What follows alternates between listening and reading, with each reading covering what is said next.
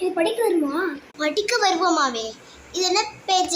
Page number 158. 158 எடுக்கலைடா. நீ அதான் 152 படி. Starting page 50. அறிவில? அதான் நீ இருக்கிறதால நான் படிக்கிறேன். நீ மட்டும் தண்ணி குடிக்கிற, சாப்பாடு சாப்பிட்ற, குளிக்கிற. என்னை மட்டும் அப்படியே வச்சிரு.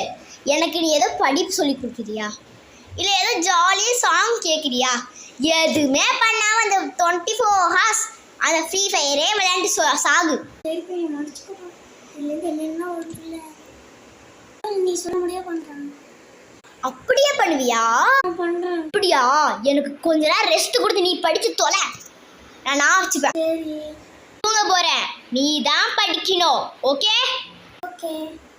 நீ எல்லாத்தையும் நான் வச்சு நீ படிக்காத ஜஸ்ட் பண்ணி விட்டுருக்கிறேன். நீ என்ன கேட்குறியா?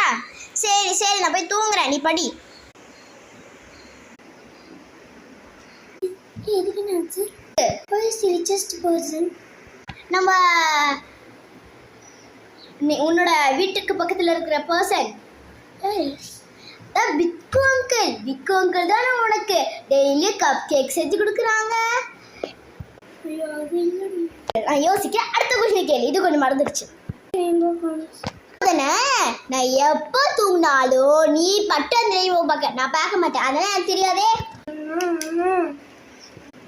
ஓ இன்னும் வீட்டுக்கு உனக்கு கட்டி. அப்படியா? அப்போ நீயே எழுது.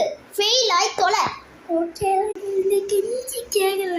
ஆனாலும் உனக்கு நான் தானே பண்ணித்தரேன். அந்த ஒரு எக்ஸாமில் நீ ஃபெயில் ஆனால் ஒன்றும் சொல்ல மாட்டாங்க. எப்போ பார்த்தா நீ தானே செகண்ட் ரேங்க் பிடிக்கிற. எப்போ தான் ஃபர்ஸ்ட் ரேங்க் பிடிக்க போடுதில்ல. அப்படி படி. பைத்தியக்காரன் எழுது. தொல்லை.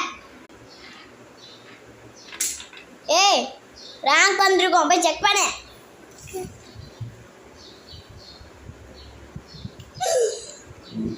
ஏய் எத்தனை ரேங்க்கு? லாஸ்ட். இதுதான் கரெக்டு. இனிமேல் இப்படி தான் வாங்குவேன்.